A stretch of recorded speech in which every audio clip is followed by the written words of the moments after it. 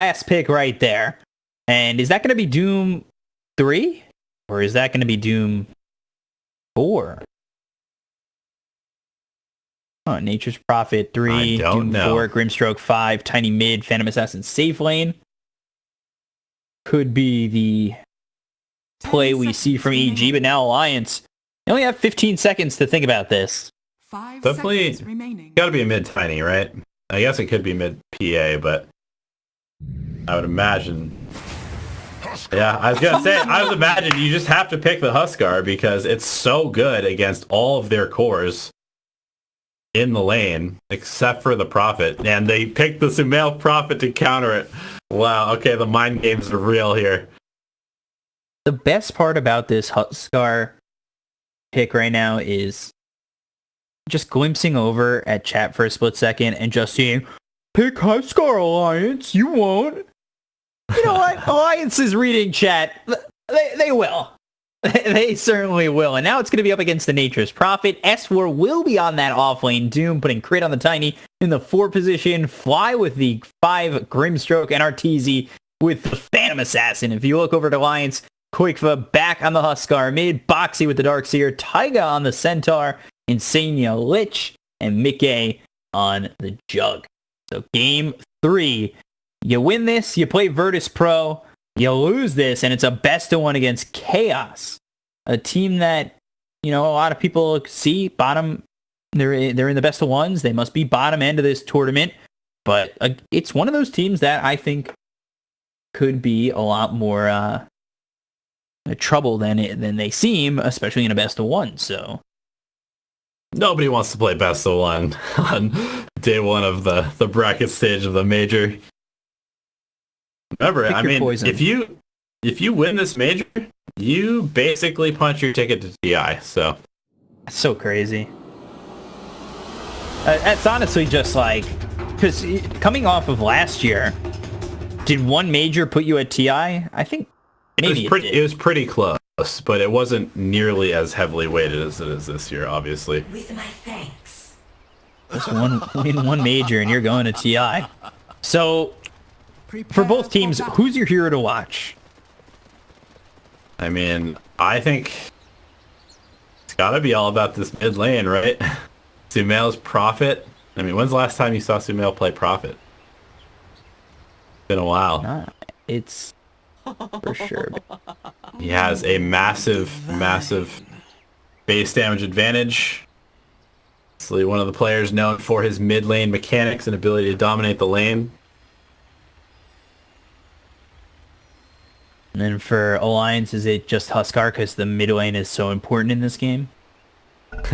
Is it the mid lane is important, or is it we need to make sure that Koikva's confidence doesn't get completely destroyed here? He gets off to a bad start again. Koikva Huskar. Just the confidence gets shot that much. This is the last time you see Koikva Huskar. Very well. We'll see. I think you've got a lot here that could work with you. With Surge and Frost Shield, is that a dirty combo that we're gonna see utilized, especially with like the Jug? Oh, I'm sure it will be. Yeah, Surge, the spinning Jug with the Frost Shield on top of him. No one's getting away, that's for sure. There is a lot of mobility coming out from Alliance with the Stampede and the Surge as well. Huskar can close the gap pretty well, but then again, so can the side of EG. Bounty runes looking like they should be 2 apiece. No contest over in the top. 2 bounty runes here from Alliance, and then no contest bottom on the bounty runes by EG. I'm definitely going to be keeping an eye here on Sumail over mid with this Nature's Prophet. Using these treants right away to just block these creeps. Lets the range creep get by and pulls them off. So, not a bad job. Gets himself 2 more treants, and here we go. Let's see how this lane is going to come out. As Koikva level 1 into the inner fire again. This is something that on other Huskars I didn't see until level 7 or so. Where it was just all into the Burning Spears, all into the Berserker Blood, and holding out on that inner fire as long as you can. Is it something that's super necessary in this lane?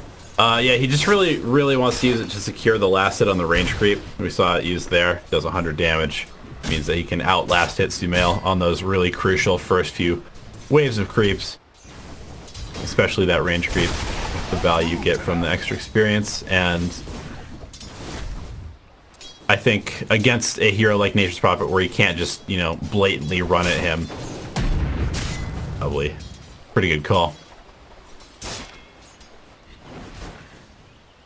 Level 2's coming out, burning spears instead of the Berserker's Blood we saw in the previous game at level 2 from Koikfa. Take a look over top as it is a tri-lane so far for both teams. And they are staying in these lanes. Sometimes we see tri-lanes early and then they back off into the other lane, come level 2, maybe level 3. I think that EG got exactly what they wanted out of this laning stage. They've got the potential to threaten kills at any point if Crit can get tossed back into an Inkswell, slow from PA as well. They can find that Lich out of position. He's definitely dead. And they have S4 who basically just has infinite regen with Devour facing up against the Ion Shell spam of this Darkseer. So he doesn't care. He's going to be very, very early level 6 with the Doom. And then of course Sumail. That reasonably good matchup. You see he's actually dominating Koikfa. 8 denies. Boy. Yeah. And that's going to put him at level 3. Huskar, experience-wise, is about, I'd say 50% of a level behind. And he's also moved off the lane for a little bit as he picks up the double damage. So we'll see if he can make anything happen with this. And one of the things with the Centaur on Taiga, it's not your natural Taiga hero. He is definitely one of those flashy roamers, you know, with the breed being so small, I'd say. You've got like Bobica who roams pretty heavily, and then someone like Taiga who roams really heavily, and a few others.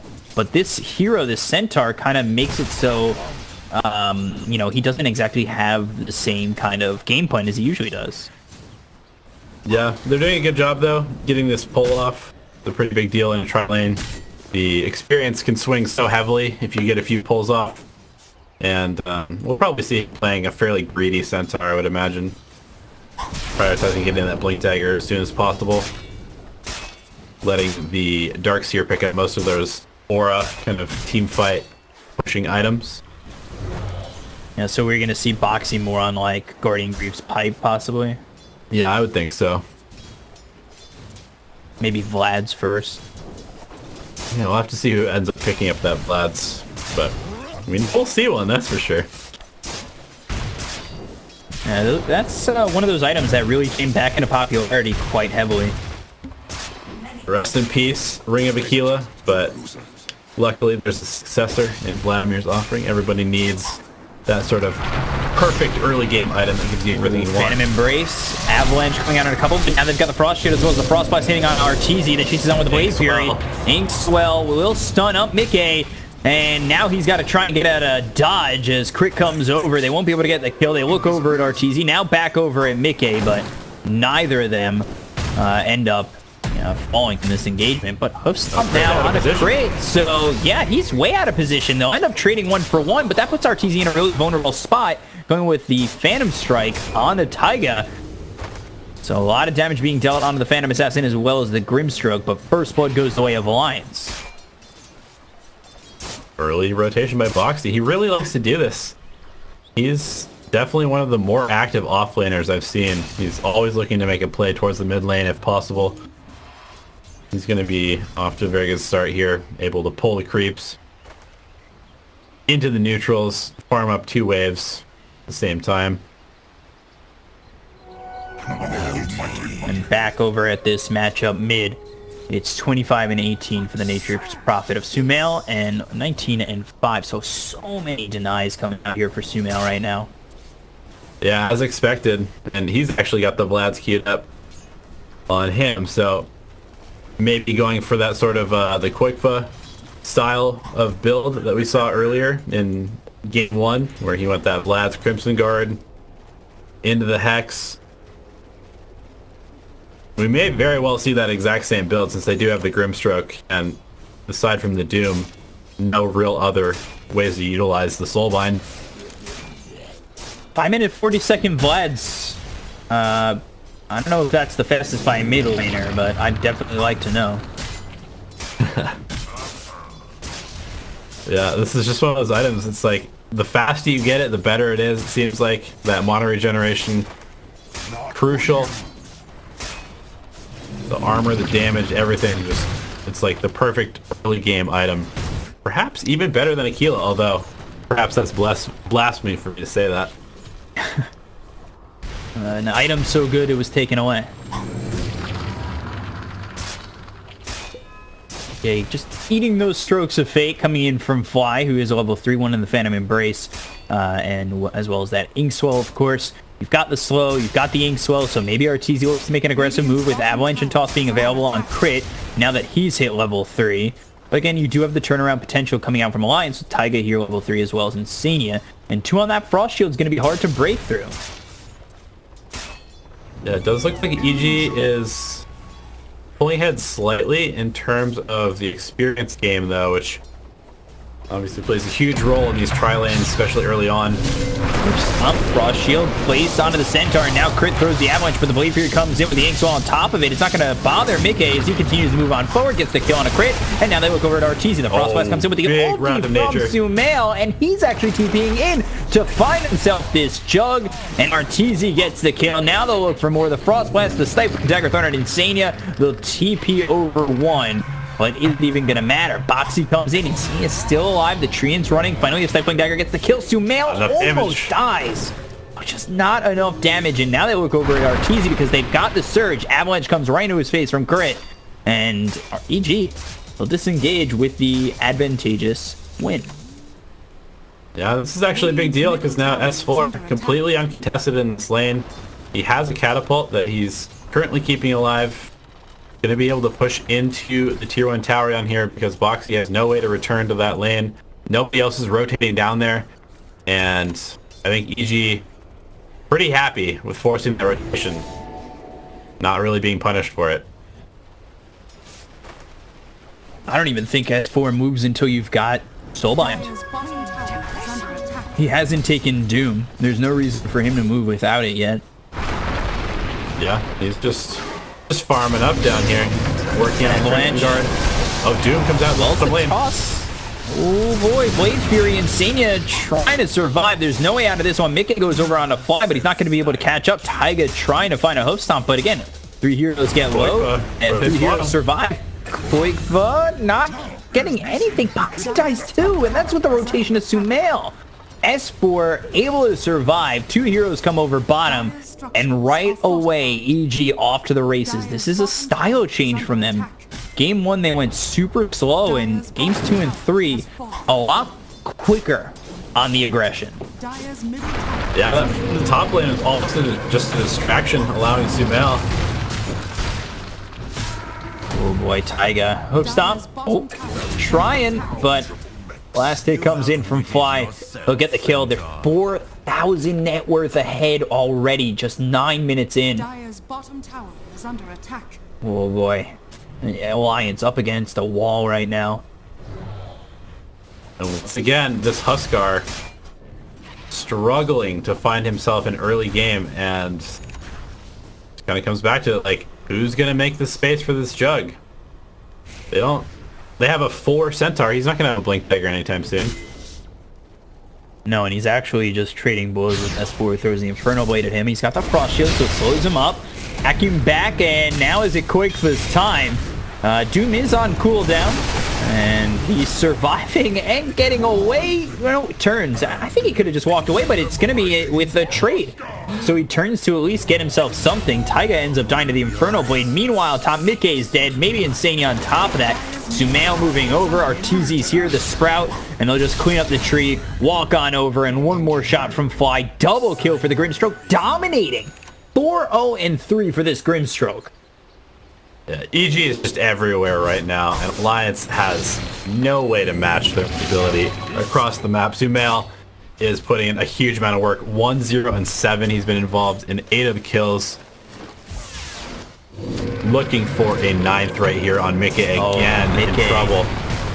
Phantom Embrace as well as the Avalanche coming in. They've got the silence continuing to stay on Mickey as he's unable to get the Phantom off of himself, and the tree comes out. Crit gets the kill. Sumail will take the assist. He's okay with that because it's going to help his team push this top tier 1 tower. Yeah, Taiga desperately trying to get level 6. They need that Stampede. Very, very crucial escape ability against the likes of the Nature's Prophet TPing in behind, running away from the Doom as well. Oh no, yeah, there's the Sprout. Taiga, he's been spotted. He's got no Stampede. The Infernal Blade at level 4 is so disgusting. I remember back like last April when Doom was so popular. Infernal Blade level 4 is disgusting. Oh yeah. Remember when it first came out and it had all that extra damage as well? You know, it couldn't land against the hero. Jesus. This is just going horribly wrong for Alliance. This could be another quick game from EG. And I know it puts them, and I'm not saying the game's over, but if they were to win, I know it puts them up against Virtus Pro. But right now, if they were to win this game off this performance, that's big momentum and big confidence being boosted inside. And it's good that they're showing that they can play this, like you keep mentioning, up-tempo style. I mean, Arteezy's still going for the Battle Fury, but just the fact that they've been able to move across the map multiple times with their heroes and find kills every single time. Might be caught in... Nope, nope. Don't go after that. Boxy was thinking about going in. The Inkswell, kind of a deterrent. And they get stunned and they don't know what's up that cliff. That could really put them in a bad way, especially with the mobility of Sumail and maybe a TP coming out to the shrine immediately off, saying Inkswell landing. Invis Rune on Doom, S4 walking to the top lane, hanging out in the jungle, looking for a target. Finds an Alpha Wolf. Rather have that. Nice little snack. Of course, that previous statement's not to say that Alliance are out of this by any means. They just need to line it up a couple times in a row to make sure that they can come back. Yeah, and they need to get Koikva involved in some of these kills too. Yeah, so this could be it. The Hookstone comes out with the surge coming through. They didn't use the Stampede on that one. The Avalanche as well as the toss, and then he's collapsing. Sumail just does so much damage. The wall's placed down. Now they've got the Soulbind. This could be a real problem for Alliance if they go in too far, and already Insania and Koikva are backing up. Those Taiga Doom out on a Boxy, so that means he's dead too. And 2 kills there for EG at the price of a position for Tiny. And right in Roche they go. 13 minutes in. I mean, they have the Vlads. They have a Solar Crest complete on Sumail. A Solar Crest at 13 minutes. Unbelievable.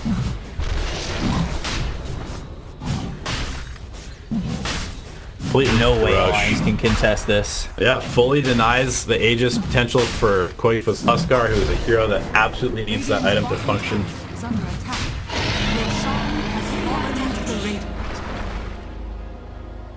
7,000 net worth lead. Aegis here on the Phantom Assassin, who's getting closer and closer to that Battle Fury.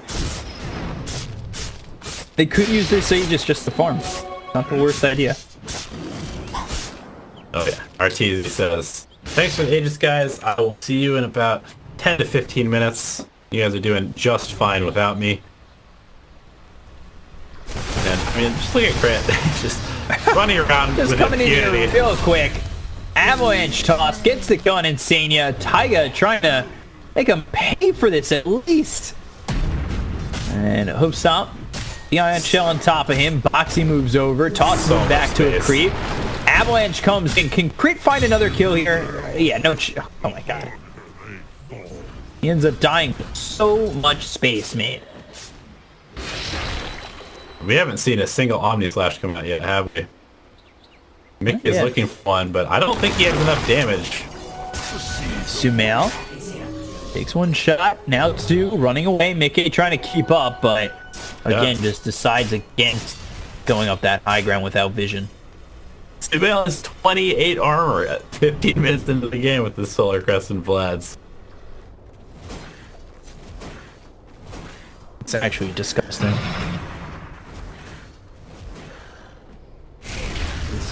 I don't know where the answer lies for Alliance. I think it comes from trying to slow down the pace of this game.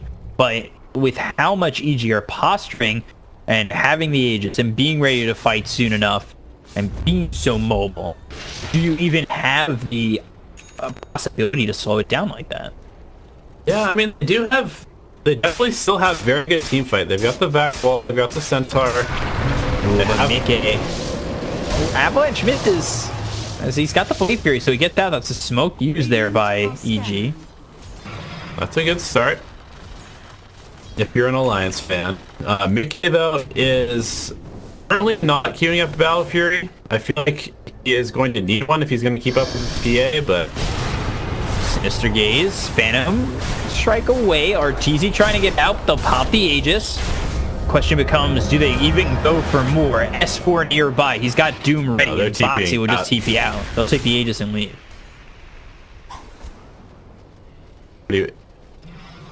Respecting the strength of EG right now, knowing that Snell can show up at any point in their backlines.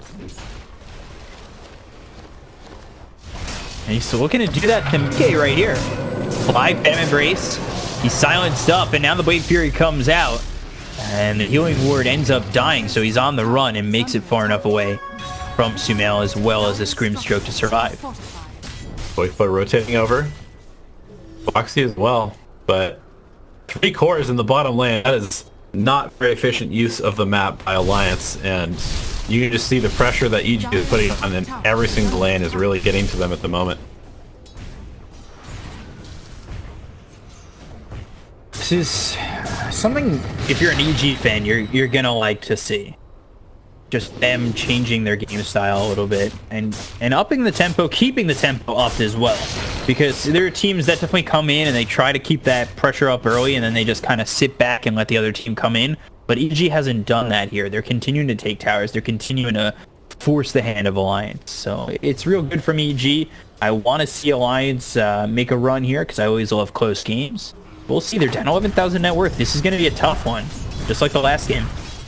Yeah, definitely. This Blink Dagger is very close on Taiga, so that will be probably go time for them to try and find some more pickoffs. Good Jug. Oh, Mickey, nice Sprout. That keeps Mickey from getting onto the high ground, and now Arteezy goes after. The toss comes out, but it's not going to be needed. Mickey ends up dying. Arteezy gets the kill, and now they're looking for more. Insania inside the trees. They must have seen that courier, right? Taiga dead over top. Solo kill for S4. Ooh, just for the Blink Dagger, so that hurts extra badly. Insania, don't move, don't breathe. He is in an 80s horror movie right now, sitting inside the trees, just...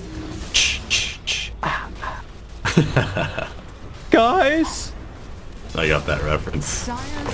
Pablo. I don't know how many will. Pablo Francisco, my friends. 17 to 5, 13,000. He's still here. He doesn't have a TP, so I don't know where he's going to go. And with the creeps constantly pushing in, if he shows himself, he could just be dead. But Boxy nearby, so now he's maybe able to make an escape. Oh, this is my home. Alright, suddenly he leaves. Stops texting his girlfriend, decides to start playing Dota again. But that Solar Crest did a huge amount of work. Made it seem like Arteezy was carrying a Desolator as well. Critting down the Juggernaut. Yeah, there is the Battle Fury queued up by Mickey, so he is trying to contest Arteezy's farm. Finishes up the Sanjinyasha first. A little bit more tanky. Status resistance, obviously a pretty hot topic in this current patch as well.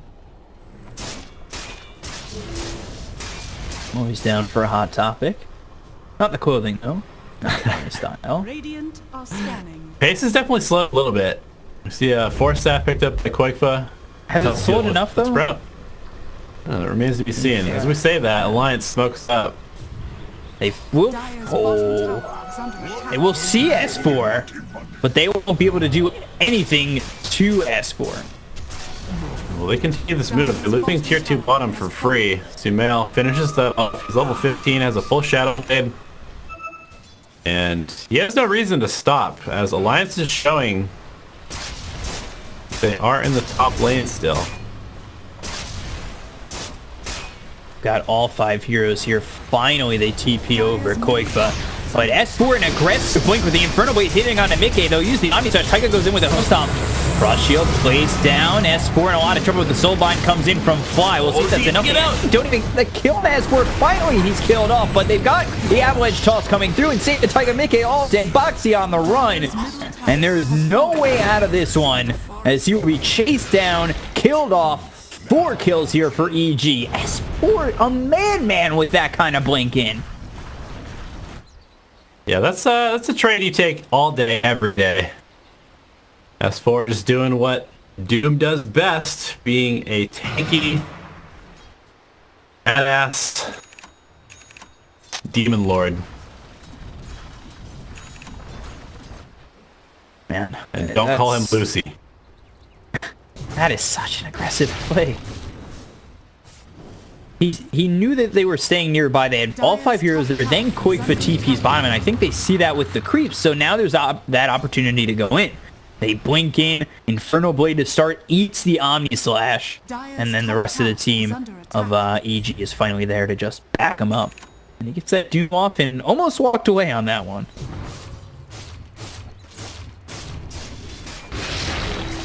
See. Oh, Boxy not the right part of town. Mickey gets it with the Avalanche as well as the toss. They move on forward. Again, S4 really in deep here as the Stampede's going to be used. They'll get on top of the Doom, and now they'll push him away with Inner Fire, but is it going to be enough? The Siphon Fire comes out from Arteezy. They'll look for more. The Crimson Guard is used, and a lot of these heroes low on the side of Alliances. They get the toss, but they're not going to find any kills yet. They look over at Koifa, and yeah, Arteezy's got the damage to get the kill. That Solar Crest continuing to do work. 800 damage crit. And Alliance has got to find a better target to go on than this Doom. He is just way too tanky. It almost feels like Koikwa still just has nothing to fight this team. It's nice little vacuum there with the Hook Stomp coming out. We'll see if it's even enough as the Chain Frost bounces around. Insane is going to end up dying as well as Mickey. Sumail locked in the trees. He's getting a little bit low. The Phantom Embrace comes through. That's going to silence up tight. Epoxy dead as well. Ultra kill here for Arteezy. And the only reason he's not getting a Rampage is because nobody's here, but Alliance say, all right, we'll buy back. We'll give you an opportunity as Arteezy ready to just jump in and maybe find the Rampage. Oh, I'll have some of whatever EG just put in their coffee because they woke up in Game 2 and Game 3, and this is a completely different team that we're watching right now. Oh yeah, for sure. Arteezy invading base. Insania just 2-shot here by Zoom. Now the Frost Shield's out onto this Huskar, but he's also doomed up, so there's nothing he can do. Mickey chased all the way back to his base. They'll take the healing ward. Koikva trying to run, but the Avalanche comes through. Arteezy's here. Taiga, this is Save Your Friend syndrome by far, because Sumail gets the double kill. Now they look over at Taiga, who's locked inside the trees. Who's going to get the last hit? It will be Crit. So it takes away any possibility at a Rampage. And then the Omni Slash comes out. GG's being called by Alliance. EG from the brinks of defeat, being down 1-0, take the reverse sweep, and they will be going on to the upper bracket against Virtus Pro.